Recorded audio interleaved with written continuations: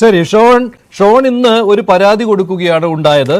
അത് അൻവറിനെതിരെയാണ്. പക്ഷെ ഇപ്പോൾ അൻവർ ഉന്നയിച്ച ആ കാര്യങ്ങളുടെ മെറിറ്റ് താങ്കൾ അതുകൊണ്ട് തള്ളിക്കളയുന്നില്ലല്ലോ അല്ലേ? ഒരിക്കലുമില്ല. തീർച്ചയായിട്ടും ഈ വിഷയം നമ്മള് ഞായർ തിങ്കൾ ചൊവ്വ ചർച്ച ചെയ്ത പോലെയല്ല. ബുധനാഴ്ച ബഹുമാനപ്പെട്ട MLA മുഖ്യമന്ത്രി കണ്ടതിന് ശേഷം കാര്യങ്ങളൊക്കെ ഒന്ന് മാറി മറിയുന്ന പോലെ നമുക്ക് തോന്നുന്ന സാഹചര്യം ഉണ്ടായി.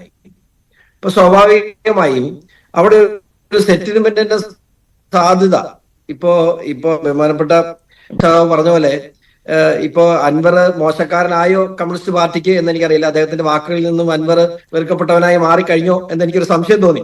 പക്ഷെ അങ്ങനെ ആയിട്ടില്ല എങ്കിൽ അവിടെ എന്തോ ഒരു സെറ്റിൽമെന്റ് സാധ്യതയുണ്ട്.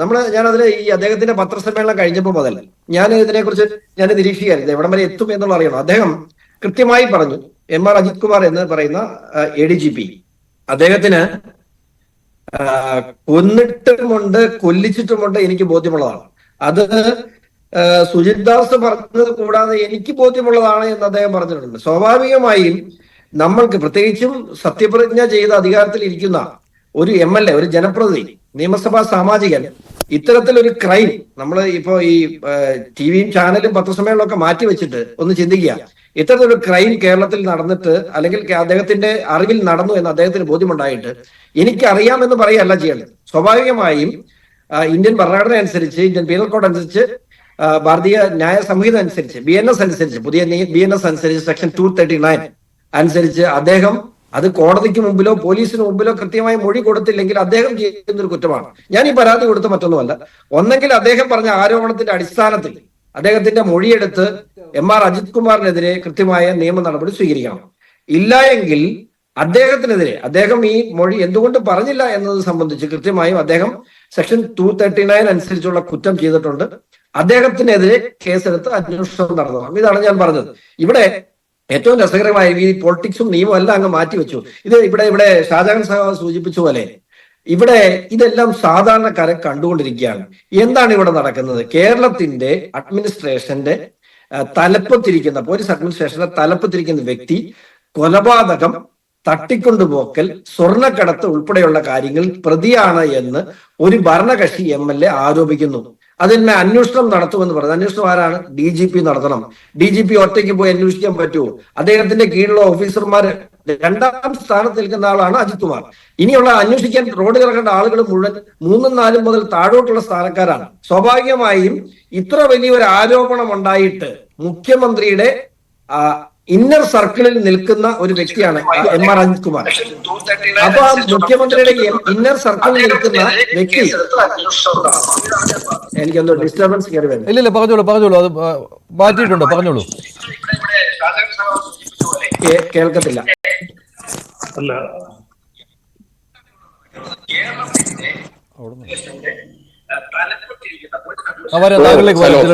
ഡിസ്റ്റർബൻസ് ഉണ്ട്. ശരിയാണ്. ഷാഫി, താങ്കൾക്ക് കേൾക്കാം. താങ്കൾ അതൊന്ന് കുറിച്ച് വെക്കാമോ? സംസാരിച്ചുകൊണ്ടിരിക്കുകയാണ്, അതുകൊണ്ടാണ്. കേൾക്കാം. അതായത് അങ്ങനെ ഇരിക്കുന്ന ഒരു വ്യക്തിക്കെതിരെ ഏതെങ്കിലും തരത്തിൽ ഏതെങ്കിലും പോലീസ് ഉദ്യോഗസ്ഥൻ അന്വേഷിച്ച് റിപ്പോർട്ട് കൊടുക്കാൻ പറ്റും. അതായത് ഇത്രയും വലിയ ആരോപണ വിധേയനായ വ്യക്തി, പ്രത്യേകിച്ച് അഡ്മിനിസ്ട്രേഷൻ ADGP ആയിട്ടിരിക്കുന്ന ഒരു വ്യക്തിയെ തൽസ്ഥാനത്ത് നിന്നും മാറ്റി, ഇത്രയും വലിയ ആരോപണം ഭരണകക്ഷി MLA ഉന്നയിച്ചിട്ട് പോലും അയാൾക്ക് ആ സ്ഥാനത്ത് തുടരാൻ കഴിയുന്നുണ്ടെങ്കിൽ അദ്ദേഹം എത്രമാത്രം മുഖ്യമന്ത്രിയുടെ മുമ്പിൽ സ്വാധീനമുള്ള വ്യക്തിയാണെന്നുള്ള മെസ്സേജ് ഈ അന്വേഷിക്കാൻ പോകുന്ന മുഴുവൻ ഉദ്യോഗസ്ഥർക്കും മുഖ്യമന്ത്രി കൊടുത്തു കഴിഞ്ഞിരിക്കുന്നു. അപ്പോ അയാൾക്ക് എതിരായ ഒരു റിപ്പോർട്ട് കേരളത്തിൽ വരിക എന്ന് പറയുന്ന അപ്രായോഗികമാണ്. ഞാൻ ഇന്ന് പരാതി കൊടുത്ത മറ്റൊന്നുമല്ല. എന്റെ പരാതിന്മേൽ കൃത്യമായി നടപടി സ്വീകരിച്ചില്ല എങ്കിൽ ഞാൻ ഒരു സംശയവും വേണ്ട, ബഹുമാനപ്പെട്ട ഹൈക്കോടതിയെ സമീപിക്കും. ഈ വിഷയത്തിൽ അന്വേഷണം നടത്തേണ്ടത് ഇപ്പൊ ഗോൾഡ് സ്മഗ്ലിംഗ് കേസ്, ഇവിടെ ബഹുമാനപ്പെട്ട അൻവർ MLA മൊഴി പ്രകാരം അകത്തു നിന്നും പിടിക്കാതെ സ്വർണം പുറത്തേക്ക് വിടുന്നു. അത് അവിടെയുള്ള ഉദ്യോഗസ്ഥരും സുജിത് ദാസും തമ്മിലുള്ള ഒരു അഡ്ജസ്റ്റ്മെന്റ്, അല്ലെങ്കിൽ മുൻപ് കസ്റ്റംസിൽ ഇരുന്ന വ്യക്തി അദ്ദേഹത്തിന്റെ വ്യക്തിബന്ധത്തിന്റെ അടിസ്ഥാനത്തിൽ അവർ ഒരു അഡ്ജസ്റ്റ്മെന്റിൽ പുറത്തേക്ക് വിടുന്നു. പുറത്തേക്ക് പോകുന്ന സ്വർണം SP-യുടെ സ്ക്വാഡ് പിടിക്കുന്നു. HP-യുടെ സ്ക്വാഡ് പിടിച്ചാൽ അതിനകത്തുനിന്ന് ഗണ്യഭാഗമുള്ള സ്വർണം അടിച്ചു മാറ്റുന്നു. ഇതിനകത്ത് മറ്റൊരു കാര്യം ഇവിടെ ഉണ്ട്. ഇപ്പൊ ഇദ്ദേഹം സൂചിപ്പിച്ചു, ദുബായിൽ നിന്ന് കയറി വരുന്നില്ലേ? ദുബായിൽ നിന്ന് കയറി വരുമ്പോൾ അവരല്ലേ നോക്കണ്ടേ? ഇവിടെ വരുമ്പോൾ കസ്റ്റംസ് അല്ലേ നോക്കേണ്ടത്? ആര് നോക്കിയാലും ഇല്ലെങ്കിലും ഒരു കാര്യം വ്യക്തമാണ്, 500-ലധികം വരുന്ന കേസുകളാണ് കഴിഞ്ഞ 3 വർഷത്തിലധികം റിപ്പോർട്ട് ചെയ്തത്. 500-ലധികം. എത്ര കോടി രൂപയുടെ, എത്ര 1000 കോടി രൂപ. കേരളത്തിന്റെ സാമ്പത്തിക സ്ഥിതിയെയും കേരളത്തിന്റെ രാഷ്ട്രീയത്തെയും ഒക്കെ നിയന്ത്രിക്കാൻ കഴിയുന്ന രീതിയിൽ കേരളത്തിലേക്കുള്ള സ്വർണ്ണക്കടത്തും അതിന് പുറകിലുള്ള വലിയ മാഫിയകളും വളർന്നിരിക്കുന്നു.